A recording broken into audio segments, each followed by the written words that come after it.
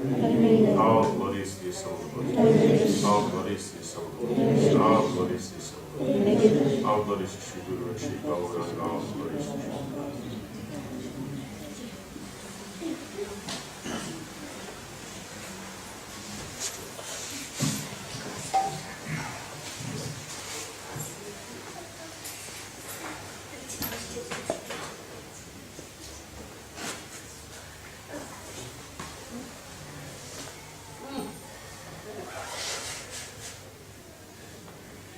So the basic principle, the Vedic concept in the raising of children is that the goal of it is no different than what one's trying to do in one's own life. In other words, become God conscious, to elevate oneself, to improve the position that you're in. Right? Human life means to improve, develop, right? Because animals, they don't develop. Right? It means they stay in. They start as an animal, they end as an animal, like that. So that's its purpose, to live out those kind of aspects of one's desires. Therefore, the animal. Right? One has desire in a particular area, one takes up that form of the animal in those situations, one goes through that experience. So the animal experience is for the animals, and human experience is meant for elevation, to actually develop. Right? So, therefore, the point is you can train the children in elevation and God conscious if that's your interest, right? Like there's a saying, the apple doesn't fall very far from the tree, right? So that's the whole point, is that much of the time what we're looking at in the children is ourselves. And so if we're frustrated that things aren't going well, the whole point is if we use this example, then who are we actually to be frustrated with? Right? That's the element. So this whole concept means that if you're making the effort, so then in making that effort, we are going to be able to see ourselves in our own life, what things are working, what things are not, right? Because we're taking an aspect of the philosophy, we're applying it in our life, we see what's working, what's not working, then contemplating, trying to take it further. So then we'll be able to do that, help others with the same process. Right? If you can't help yourself, how will you help others? Right? Because yourself, you're so closely connected. Right? It's kind of like, you have to think about it. Yourself, you know all the things you think, all what you desire, what you want, all the intimate details. And if you can't figure yourself out, how are you going to figure someone else out? It's not that you can't say something that another person can't take and use to advantage, even if you don't know who you are. But the point is it's not very scientific. That's more up to their credit, right? Their ability to apply what you said. When you say you can take gold from a dirty place, it's not the dirty place's glory. It's the glory of the person who can take it. Right? So, in this way, if we ourselves can be serious about self-realization, then we will be able to take that and help others apply it in their life. Right? That's the point. You hear something, that's trauma. Then you're going to take that and contemplate its application and make the endeavor to apply. In doing that, then we see what works and what we need to think more about. Then, in that further contemplation, we will apply that further development in our thought, right? And take it a step further. So we continue doing this until it just becomes the point where we realize, actually, it's not just an intellectual thing, it actually becomes a value, a practice, a meditation. Right? Value is something you meditate on. So you become fixed in that. Right? So that's the principle. Then, from that platform, it's very easy to help others. Right? That's the whole idea. That's the natural cycle. I've heard from the teacher. I practice it. When now I realize and value what I've heard, now I can teach it to others. Right? So that's the best position, is that if we're seriously practicing, then the children will see that and take that up. Right? But even if we're not so developed, if we're serious about our whatever stage we're in, we'll be able to give that. The point is you can give what you have. You can't give something you don't have. Right? So if we have the sincere desire to develop God consciousness, even though we're not necessarily ourselves very advanced, we can give that sincere desire to want it. You understand? And then the individual takes it and practices. Right? So it's important that it's not just some technique or some trick. The point is they're an individual. Right? And so we ourselves are individuals. So if you could help an individual, right, means starting with yourself, you can help other individuals. That's the whole point. Why is someone who's advanced in Krishna consciousness, why are they more successful in the preaching field? Because they know more tricks, they know more lines. No, it's because they're more convinced. Right? That's leadership. Leadership means you're convinced. You practice it, you do it, that's why you're a leader. It's not some technique. Right? Much of the time nowadays we try to take everything down to some technique. Technique's important, of course. But more important is the basis of that technique is the mentality we have. How we view it, how we feel about it. Right? What is our character? Right? Because great technique, if you don't have character, is not really going to give good results. Does that make sense? Just like, let's say, someone has good character, and you have two people that they both know the technique of how to convince others of something. Okay? Now, one has good character, one has bad character. Okay? Now, the person with good character, how is he going to use this technique of convincing somebody to do something good? But someone who's not of good character, what will he convince something to do? Not good. You understand? So technique is not enough. There has to be that move. There has to be the position to try to be God conscious. Right? Because that's the point.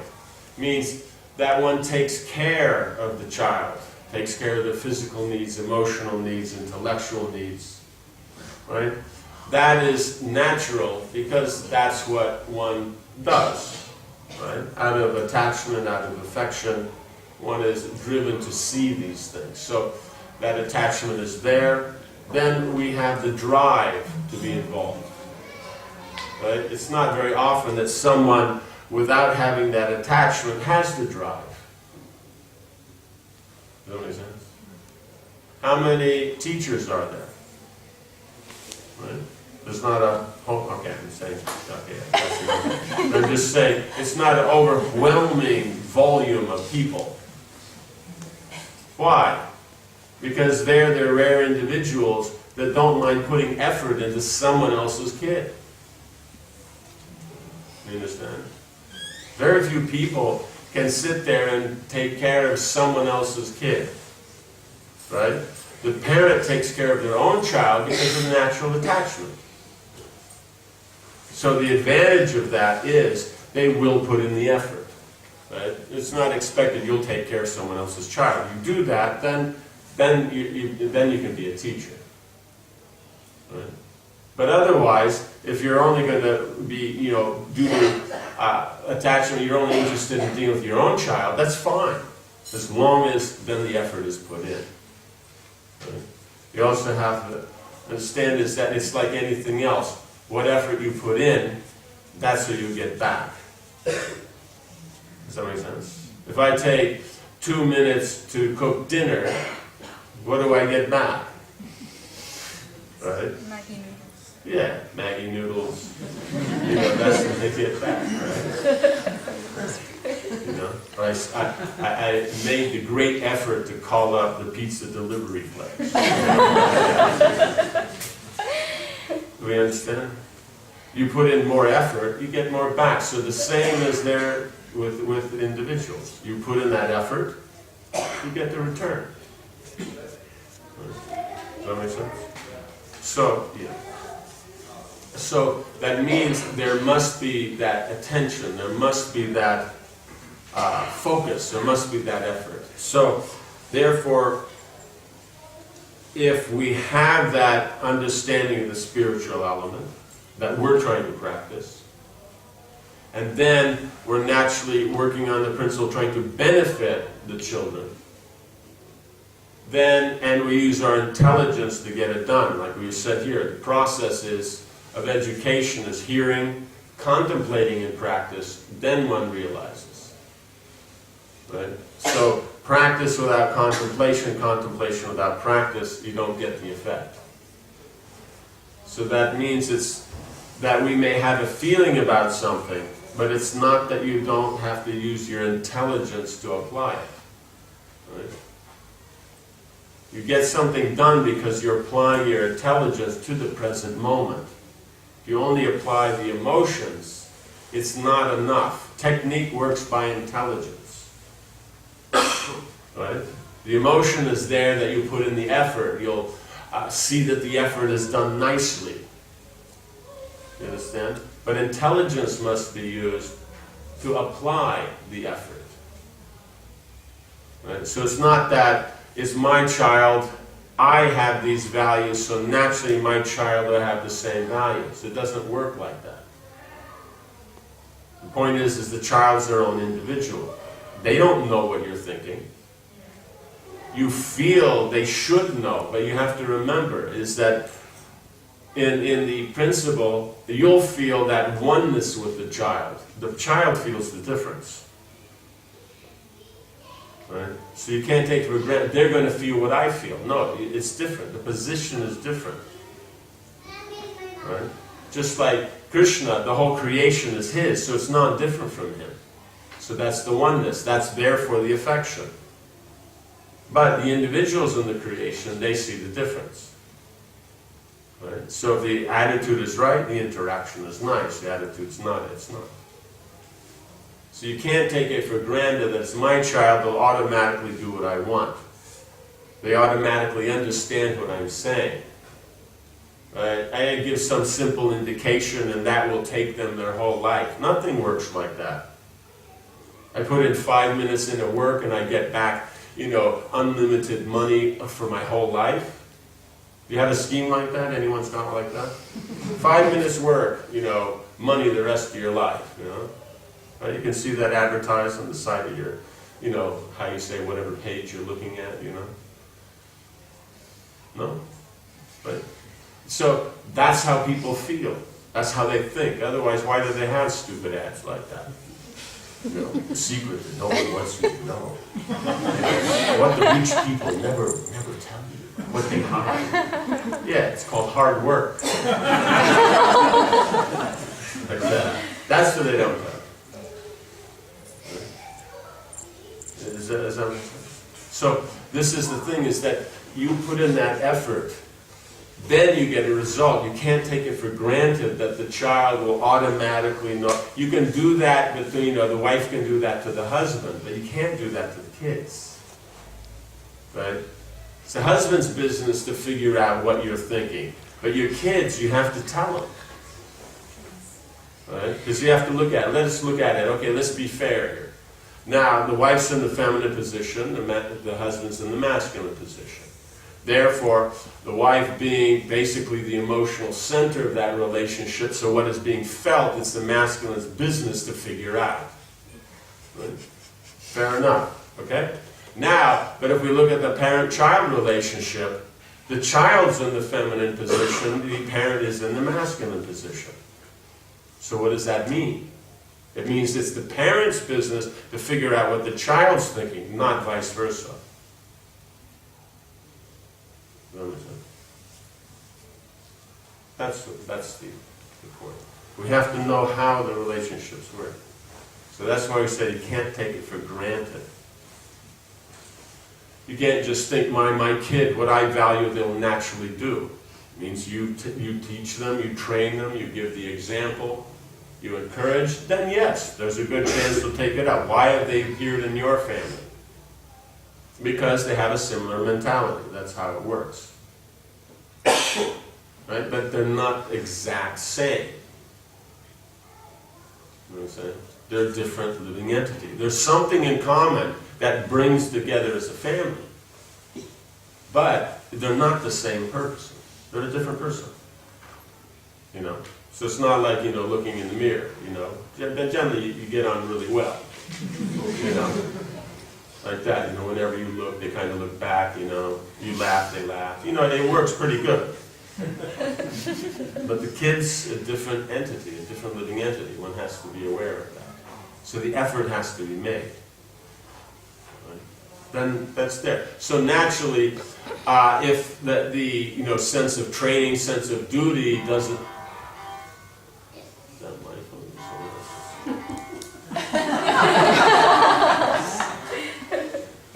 This person's in India. Wow. Yeah. The sound matches the person. That's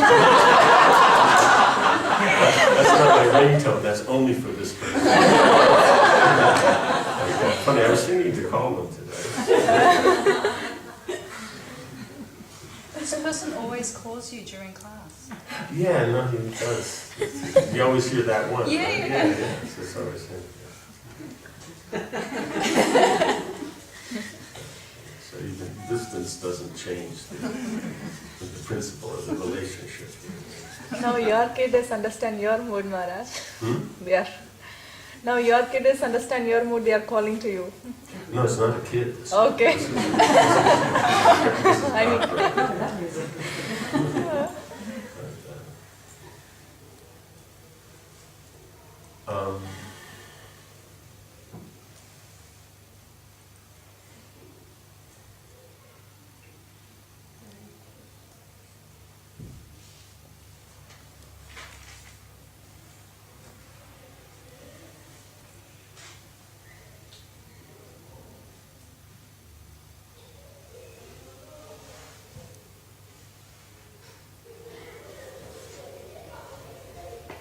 Yes. Means so the aspect is that there's the sense of duty that there's there that you one takes care in that, but generally one sees that the drive will be the natural attachment. So then this is where then that attachment then has to be engaged in the Lord's service, because the point of human life being to become God conscious, then the duty is to make that endeavor to become God conscious. Right? So now, if the motive to do that is material attachment, that's fine, as long as that attachment is then used in the Lord's service. So because of attachment, therefore I'm trying to make my own kid God conscious. So then it works fine. We always have to remember, just because you're attached doesn't mean that you know what you're doing. Right? You're attached to eating, doesn't mean you know how to cook. You know what I'm saying? You have to learn how to cook. Right? I mean, the kid wants to drive. Does that mean they know how to? No, they have to learn. You know what I'm saying? So attachment's not enough. You actually have to make the endeavor to use your intelligence in what you're doing. Right? The attachment will be an impetus to be involved in the process. That you actually have to apply yourself properly to the process. Does this make sense?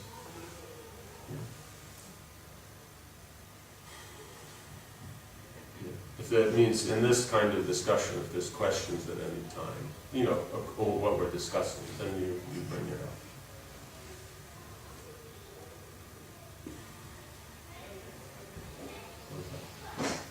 Yes. If you put in a lot of effort, but the child doesn't respond, what do you do then?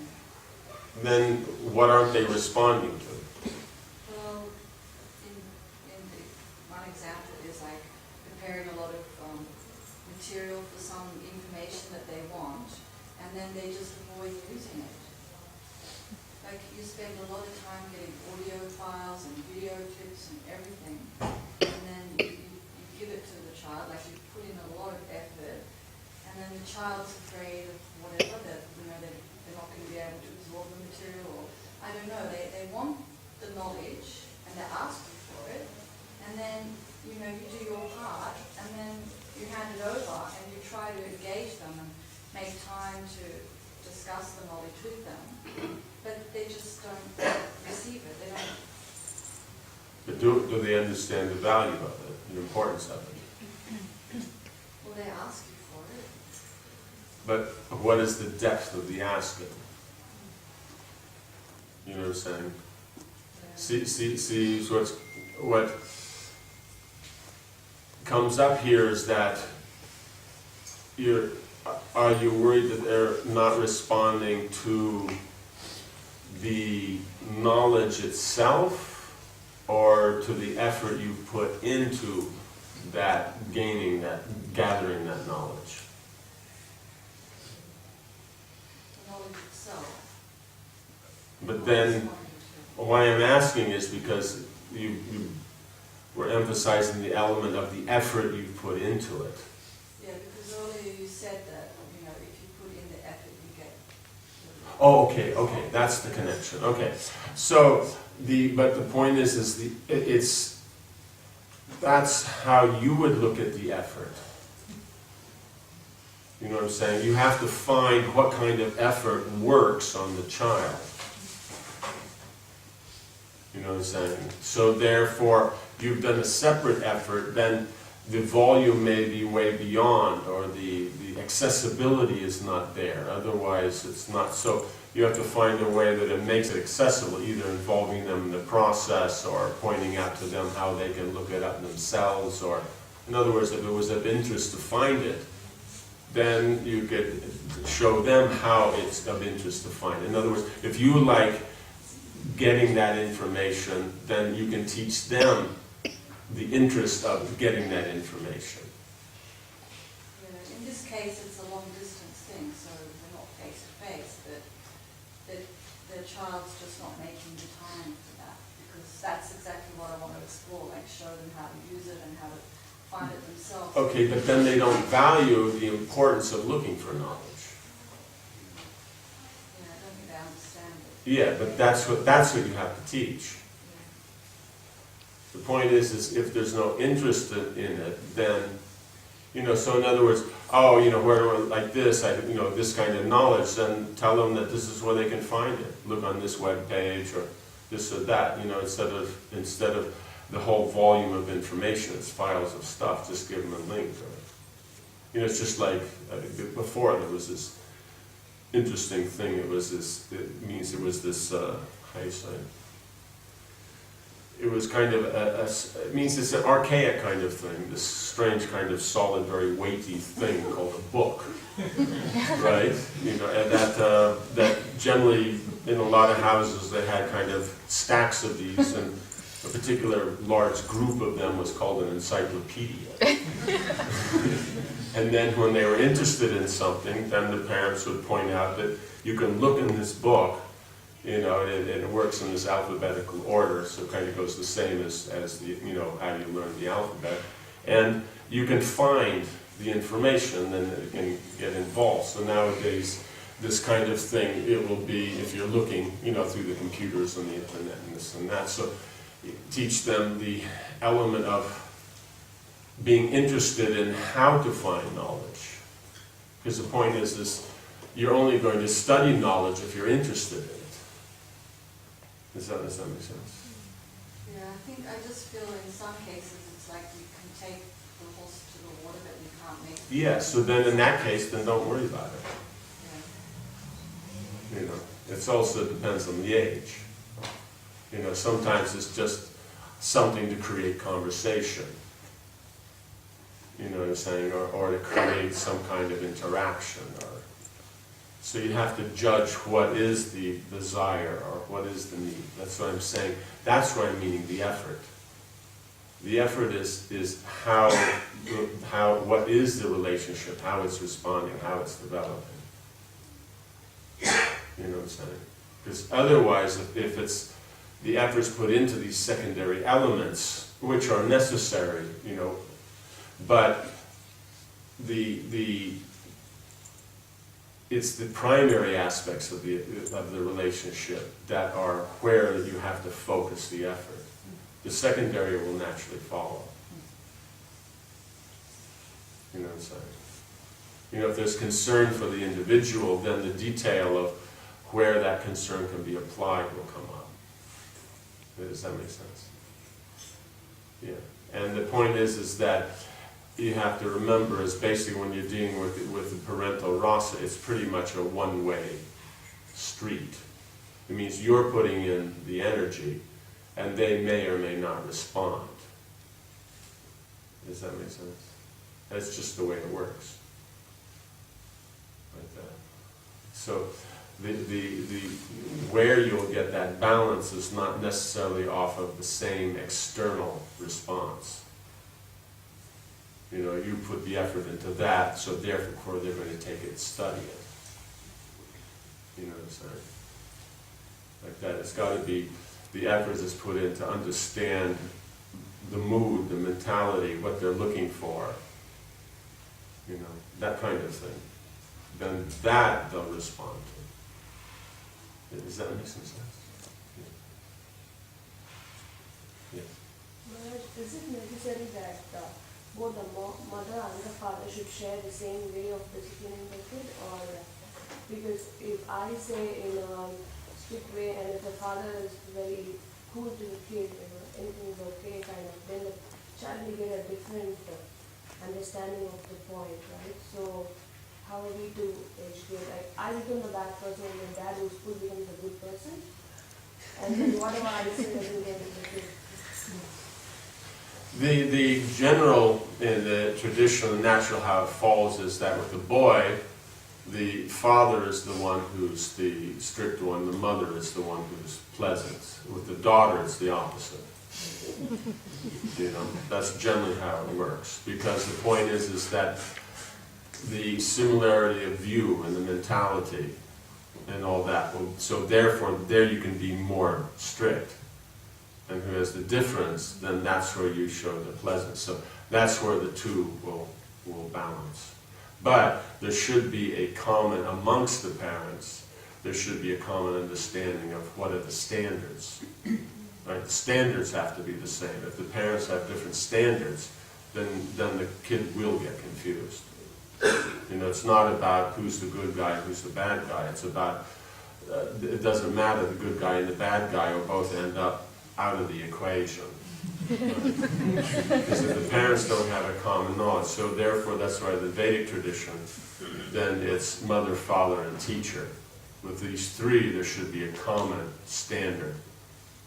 Then it works very nicely. It's not just mother, just father, or like this. It has to include all three. Because the principle is you do learn from the parents, because you're living with them and they're close, but you also learn from others. So if you can't learn from the teacher, you won't be able to learn from others either. You know what I'm saying? So that this principle is complete with these three. Therefore, you know, the parents are careful to see that they have a common understanding and they choose an educational experience or those who will take a leading role in their life that have similar values. Right? Does that make sense? Just like parents that are conservative send their kids to schools that are conservative. Those who are liberals send their kids to schools that are liberal. You know what I'm saying? So That's the whole point. You have to match the whole thing. Because that's where the effect is. Is that something?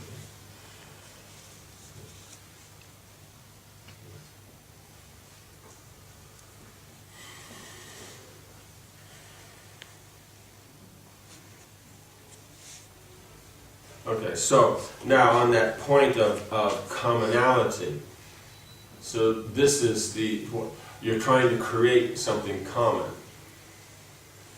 So that comes because there is commonality. So that means if you want to be successful at raising the child, then the point is the parents also need to be fairly successful in being able to communicate and have common ground. Because when the child gets the same kind of, the same general flavor and principle from all the different aspects of their life, that then sets something very standard. Otherwise, if it's different between the parents and the teachers, then you end up with the child gets confused. And the fun part is, don't worry, if there's a problem between the mother and the father, then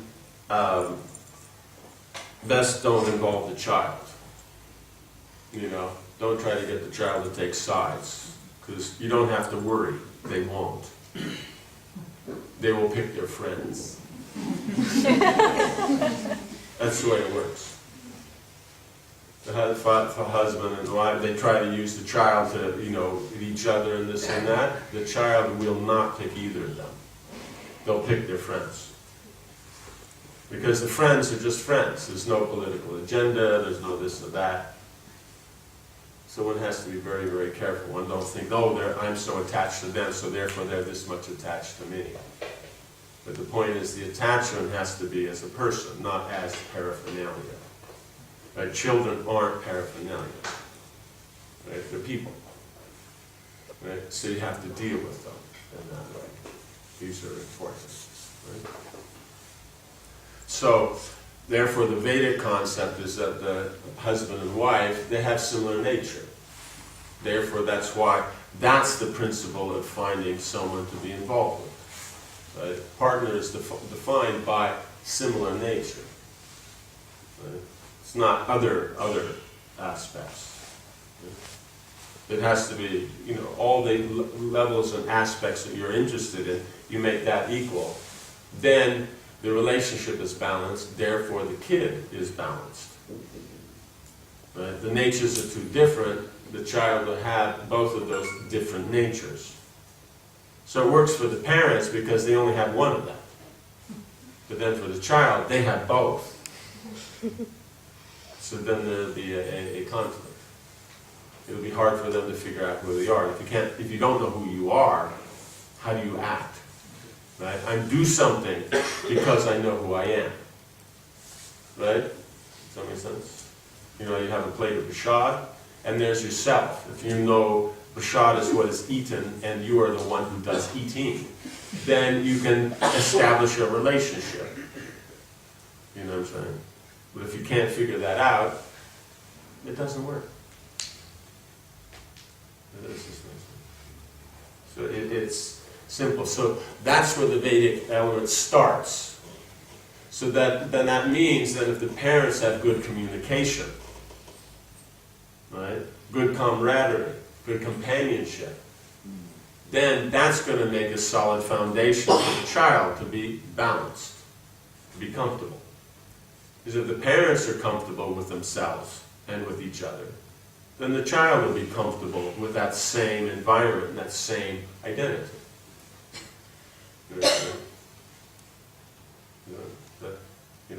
Parent is comfortable, knows who they are. The child will know who they are. The parent doesn't know who they are. The child won't know who they are. Right? Now, it may appear to us that we're doing okay. We don't know who we are, but we have to go to work. We have to pay the bills. We have to do all these different things. But the kid doesn't have that responsibility. Therefore, the kid may not, apply themselves. Because they can't see this. They don't, when they go, okay, give them when they're 30, then they'll figure it out. But the idea is to try to, why they should be wasting their time until they hit 30. Right? They should know earlier. So therefore there must be the quality of the relationship that you have that's going to affect the quality of the child's nature. It's said that let me see. The family that the child is born into, because there's commonality of nature, that would be part of the aspect where you can tell the nature of the child. But the other is by the association. So they're born in the family, but it's going to continue by the association of the members of the family or whoever they're associating with. Right? That defines nature. Right? So it's then very important that this aspect that if the parents had the same view, the child would have the view. You can't expect that the parents can't work it out and the child will. How's that going to work? Right? Can't be the parents can't get along on things, can't see eye to eye, and then the kid's going to have a very clear, exact understanding. No, the parents aren't clear, the kid won't be clear. Right? And if he's not clear, because it's natural, one wants to be, he'll find a place that makes sense. And as we said, especially in the contemporary environment, that will be with friends at school. Right? They won't have as strong an influence when they're younger, but starting from 11, you'll see it starts to switch from the parents to the peers. And by the time 13, it's very solid. So unless you are clear on your values, you've been able to show them these values, then they will start to find their own values. Right? If they have a good foundation, based on that, then they'll expand. If there is no foundation, there is no standards, you just think, no, let them do whatever they like, then they're going to do whatever they like, and don't complain when they start doing things that they like that you don't like. It's just the way it works. You have standards, they'll learn that. You don't have standards, they'll make their own. Yes.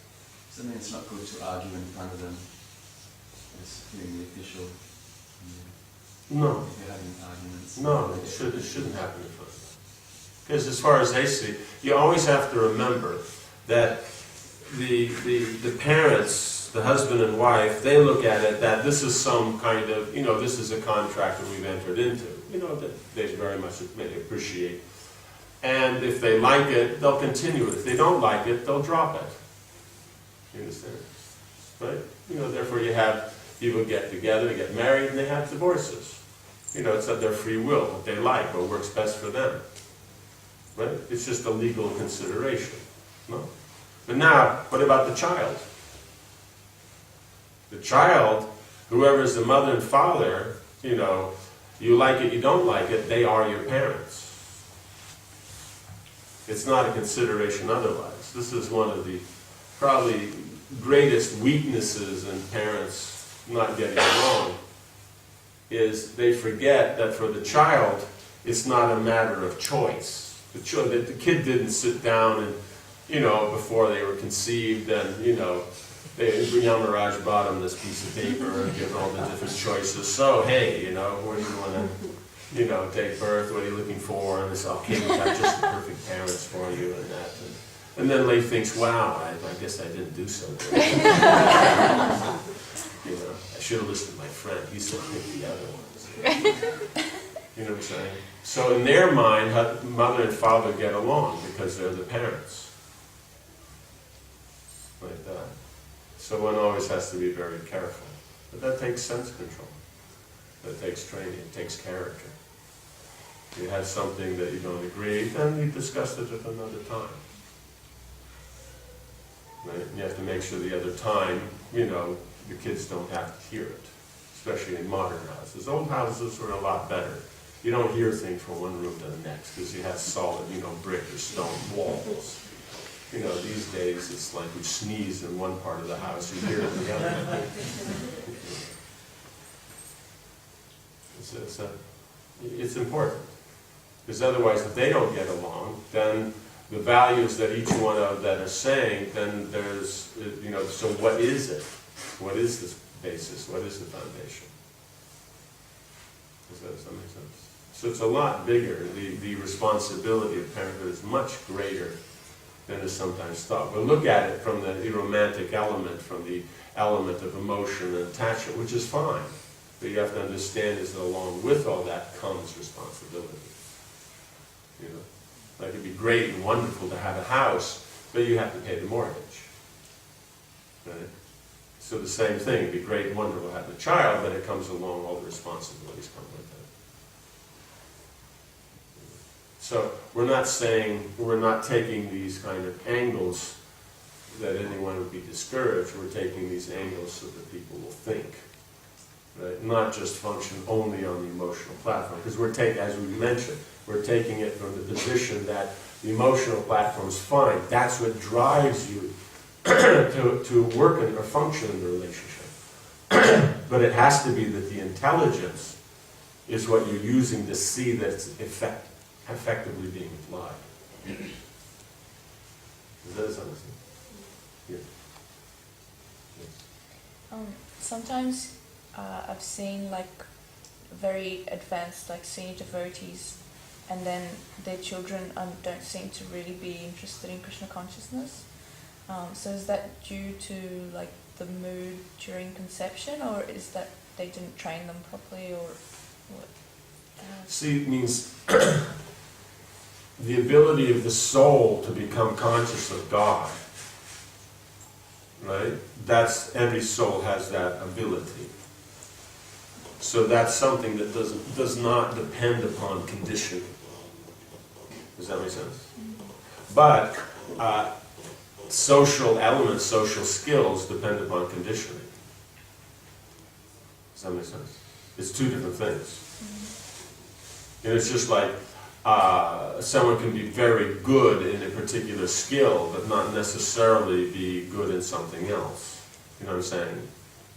The guy's a fabulous musician, but no one likes to work with him because of their character.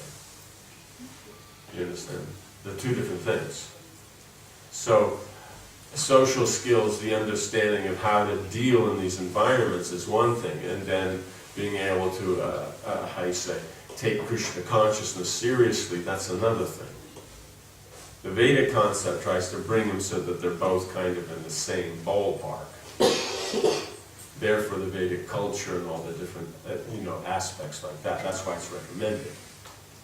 So, therefore, someone may be developed spiritually, but socially they're not.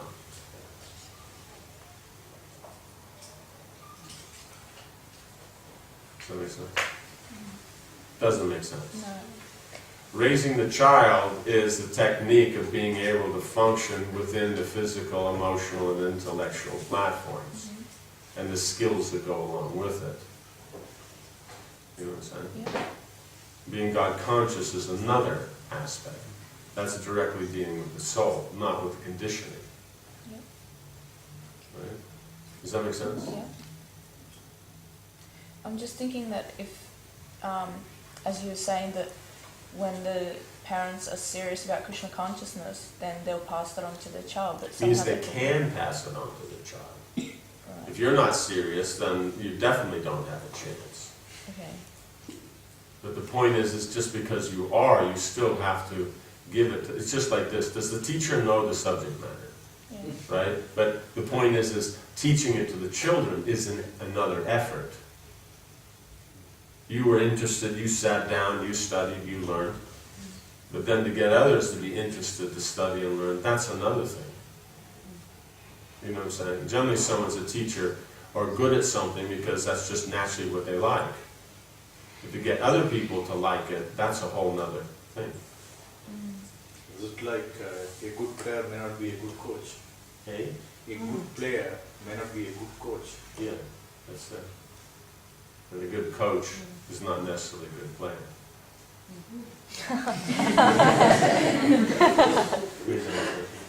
Yeah, most coaches, let's say an Olympic coach, how many Olympic coaches have ever won a medal? That's right. So that's the, So it's possible to have that attachment to our children, but then you're not a good parent, or like you're not it's like, to have the skill. see, human is 400,000 out of 8,400,000. Right?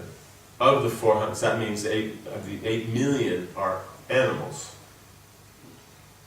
Of the 400,000, very few are civilized. Does that make sense? Yeah. So that means that by the conditioning, it's not guaranteed that the conditioning is human. Right?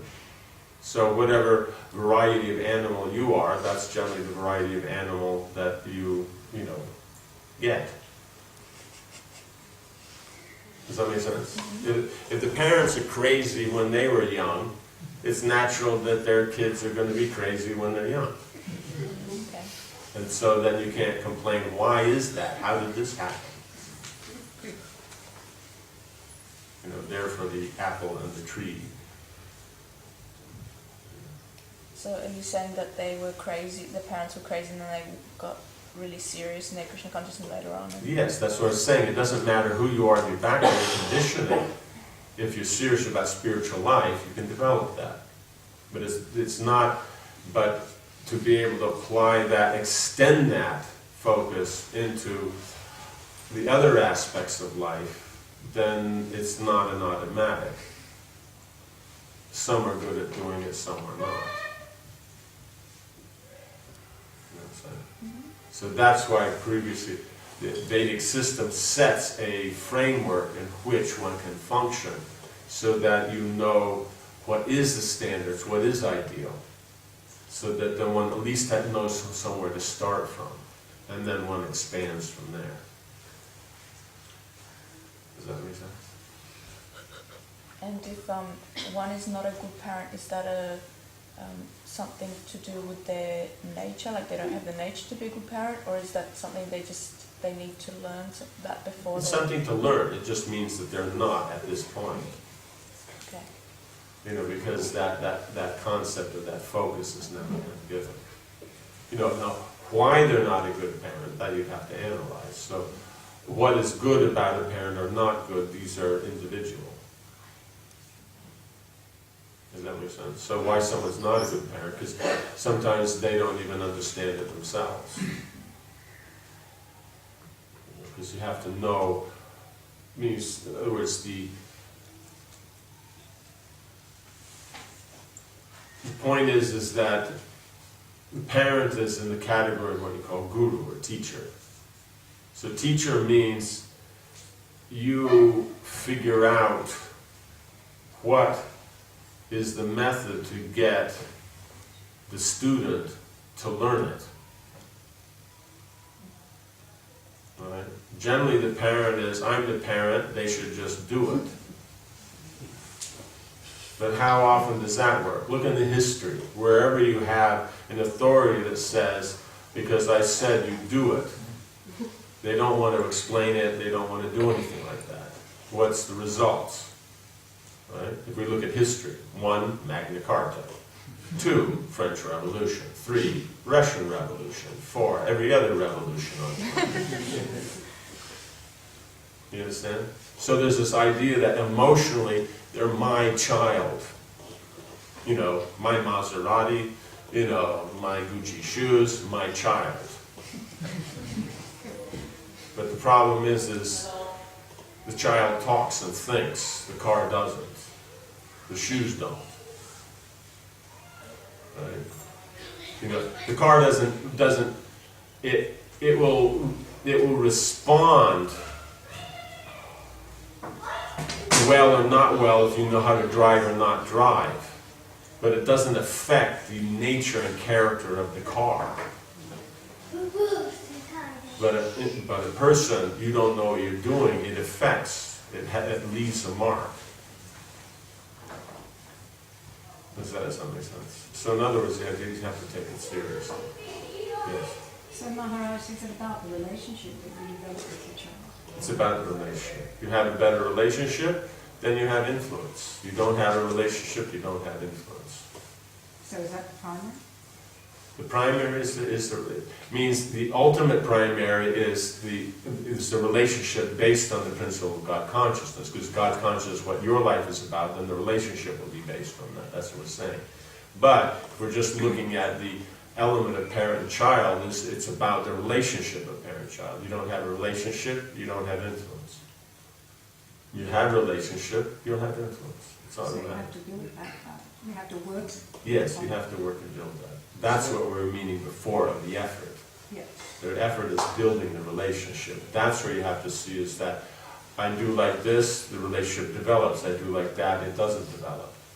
Does that make sense? So that was our meanings that, Mati asked the question about the effort. Is the effort important? Right? And the reason we're putting in the effort is because of the goodwill towards the child, but we have to see is what actually works. Like that. So if we put in effort one way, there's no response, then we have to start adjusting until we find what does get the response. Kind of a respect, mutual respect. Yeah, mutual respect is there. Because they're an individual like that. You're the senior, they're the junior. So of course there's going to be the aspect of, how do you say? Authority. Yes, like that. But at the same time, it's people. So I'm saying you have to balance those two. Because the thing is you have the parental rasas, you have senior and junior, but there's the intimacy. Master-servant is there, but it doesn't have that intimacy. It's more formal. Right? So this has the intimacy. It's senior and junior, but it's more close. Does that make sense? That. So there's a lot of, yes. Yeah. So if you, like this, if you have respect for them, the respect doesn't mean the external element. The respect means them as an individual. So therefore, as an individual, if they understand what you're talking about, you keep cultivating in that way. If they don't understand what you're talking about, you have to keep trying different angles until you find one that does work. Does that make sense? And so, basically, you keep, like that. You just keep talking until they're actually paying attention. But just because you've done that today doesn't mean now it's done and it'll last for a lifetime. No, you're going to next time have to do it again and again and again. And after years, then it will start to be, standard. It develops, yes. But it takes years. Yes. Maharaj, I'm assuming though that the soul of the child that is in relationship with you and the purpose of them being in relationship with you or being your child is that the way in which you would learn to teach them is actually assisting you in some way. Yes. Yes. So there's that sort of... It's both. It's said that means that you hear something, you retain 30%. Mm-hmm. You hear and see it, you retain 50%. You hear, see, and write it, 70%. But you teach it, 90%. Mm-hmm. So that's the whole thing, is that whatever it is that you value, then trying to understand it yourself, practice it yourself, you get an effect. But when you're teaching someone else, and you have to convince them of it, you actually learn more. So that's the position. And you're teaching someone who has an intimate connection with you. Yes. And in some way is part of you. Yes, yes. So it's even more, it's closer. Yes, it has the effect, but you have to, that's where I was saying, there has to be that element of the respect, that cooperation.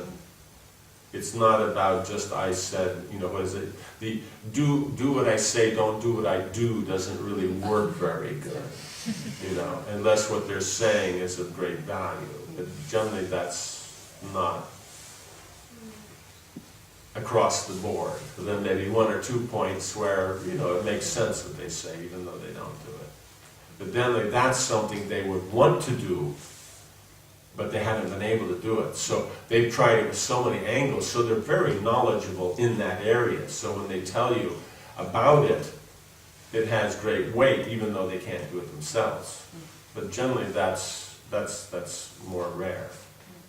But it's you know. Yeah. So in other words, it has, because you're dealing in relationship, it has all the complications of that. You know? So when we're going into this, is that it's a very big area. So then we're just, like in this, the form we're using, we're starting somewhere with the idea. We'll generate thought, and from that will come up questions. Then from that we'll get into all the various aspects, because otherwise, theoretically, I can go through so many things, whether that will have meaning or value. So it's to start in that area to generate something so that we ask in connection with our situation. Then from that we start to learn. Because the whole point is that technically, the natural position is, any adult can learn how to be a parent, because that's the natural thing. Manda says, boys are born to become fathers, girls are born to become mothers. So it's the natural thing to do, but one has to be aware of it. That's why I was saying in the beginning, if you're aware of what you're doing and why you're doing it, then you can make your child aware. If you're not aware, the child won't be aware. Because it's kind of like, why should I do this? And I remember, the conversation, why? And then the next is, because why? Why but? You just you want to keep going. So the whole point is the parent has to be able to put in that effort to explain. Generally it's where the parent doesn't want to explain, so it's going outside of what is comfortable to them. But that's the point, is they learn. As teaching your child means you learn also. So you develop as an individual by developing them as an individual. Because being an individual, they will have perspectives that we may not have thought about, or we haven't thought about for a long time, like that. So they bring these things up. So then it's our business to see that that's being cultivated. Because if we're able to answer their questions, is getting another aspect, another topic, is that if we are able to answer all their questions when they ask them, they'll maintain that inquisitiveness, right?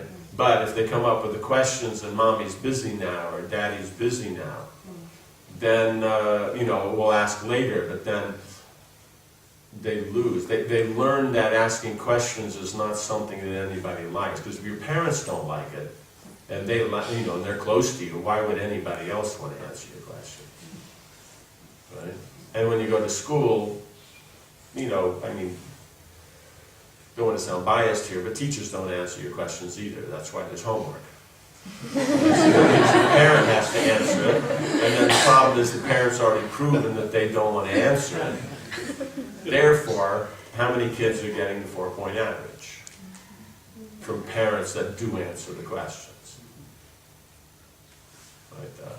And your average kid asking questions, getting answers, is something no one does, no one likes to do. So then you move on to something else more satisfying than this intellectual stuff, and you get into a video game or something.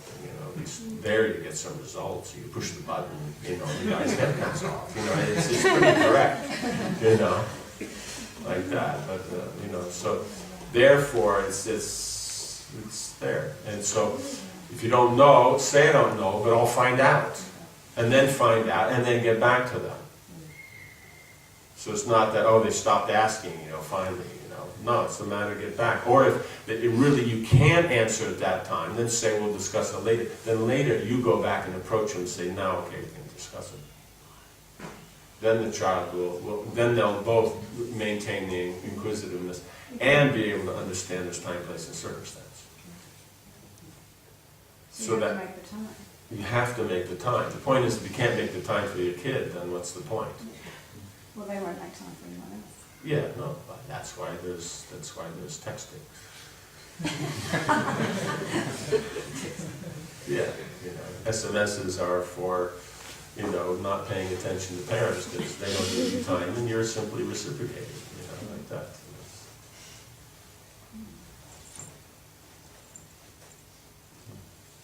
It's just, that's what we're saying. If the parents can understand the principle of companionship, then the children learn that, then they're happy, they're comfortable being with the parents. And,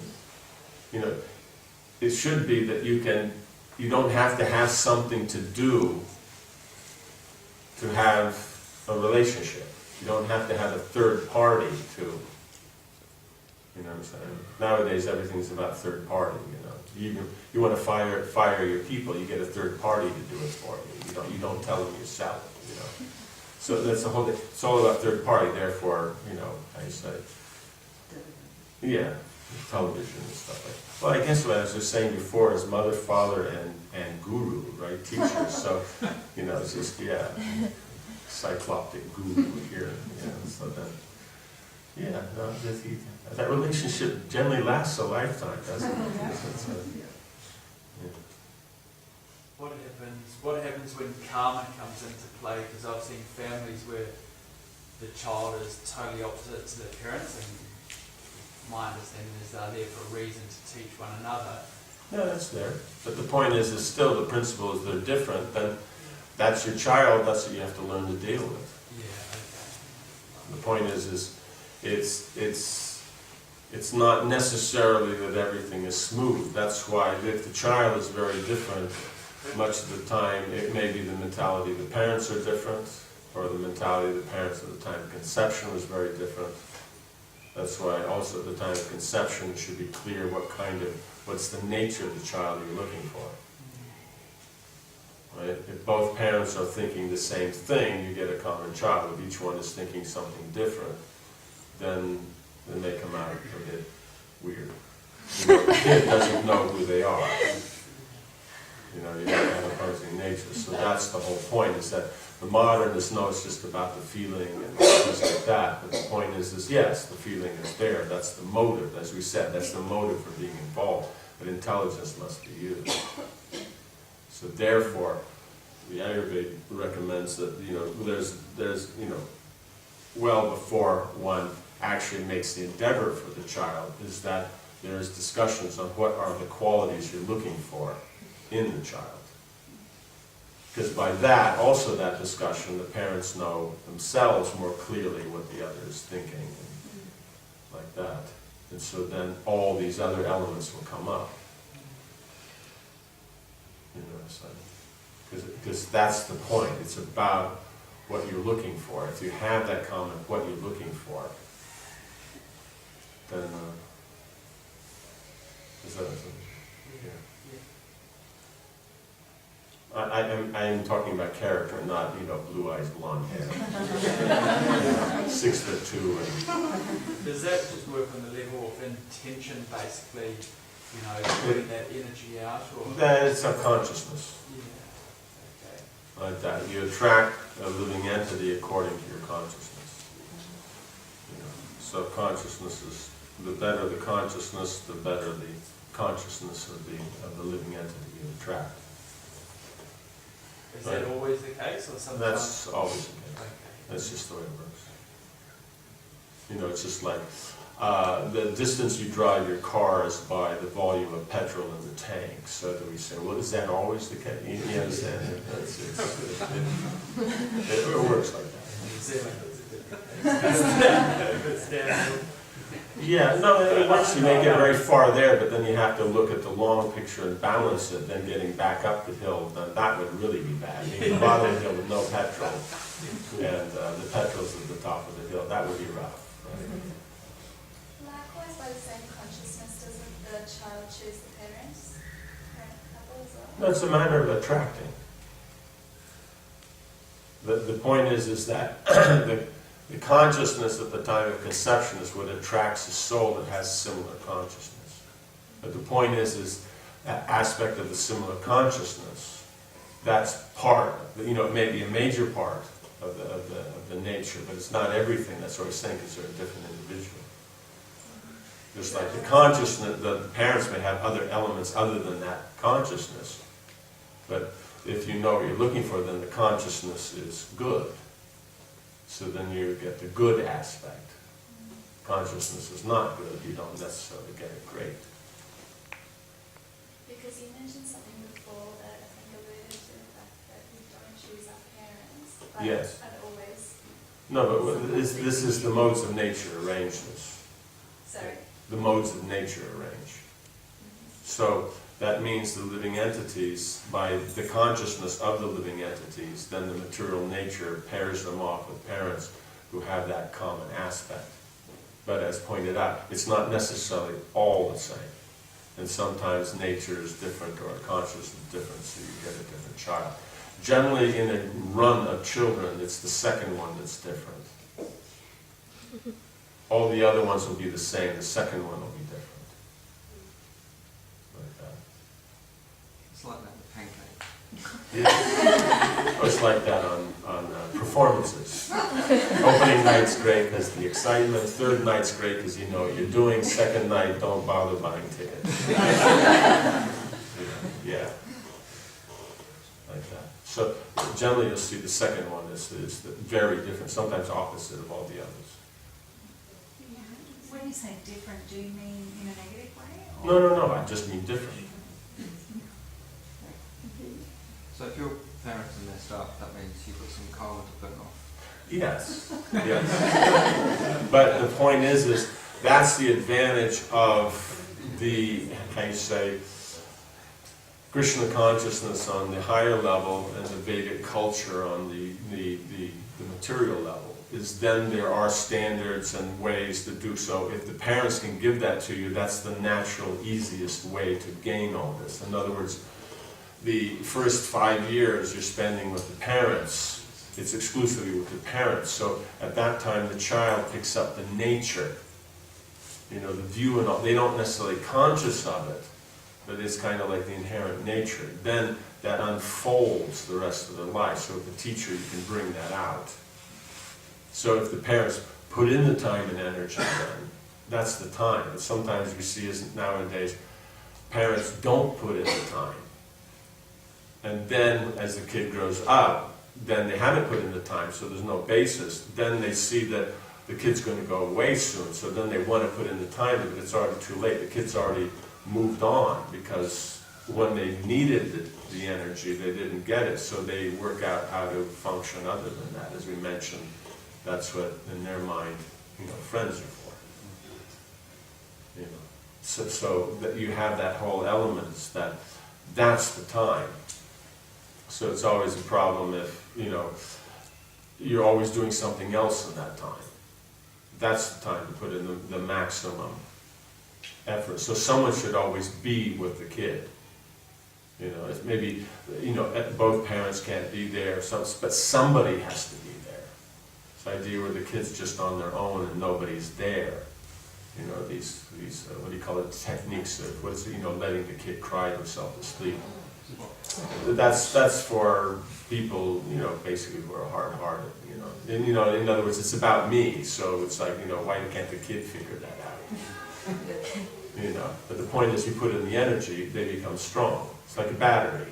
How much you charge it is how much it puts out. You put in nothing, they put out nothing. You don't take care, they won't take care of others. Like that. So that's the whole thing, is you put in that energy and then the response is there. So it works. Maharaj, in the Vedic system, what age defines the end of childhood? 16, they're adult. Okay. Because by mentality. Yeah. It's not necessarily that they're very mature, that depends upon their training and association. At 16, they think like an adult. A 16-year-old looks at adults as, up to 30 as equals. Means the next age group is 30 and above. Right. So in other words, the youth, 16 to 29, that they see as one group. You may be a little bit older in it, but you're basically the same. Mm-hmm. Like that. 15, and they're the biggest of the kids. They're at the top of the pile. They look down at the kids, so they're the biggest. But when they turn 16, it turns when they look at the adults. Like that.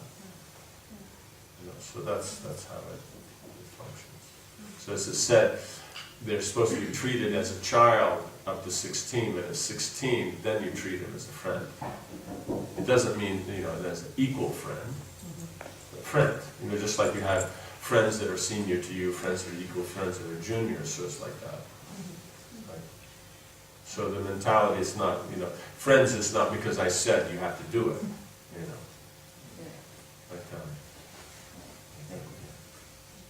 So it's quite difficult to keep them in a consciousness of being children when they're between 12 and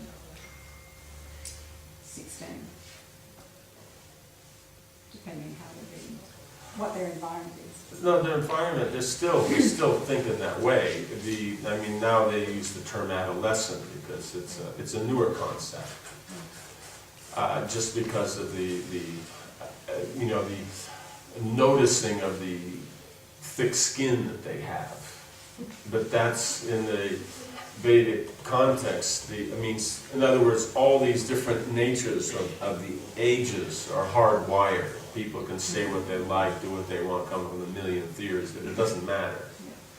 Is that these are hardwired. This is just the way the nature is. So the point is that 12 to 16, that area, that's when they're best at learning skills.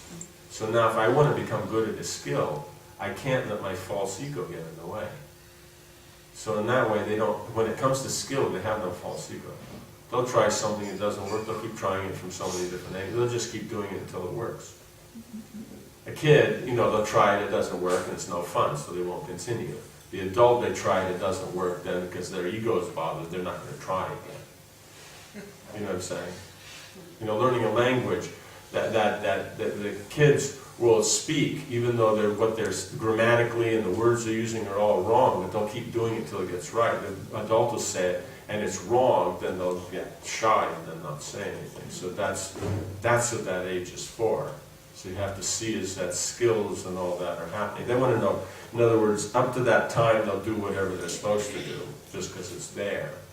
From that age they want to know why. If they don't see why, so that means if that element of answering, explaining is there, cultivated, then you just keep doing that then so they understand what's the value.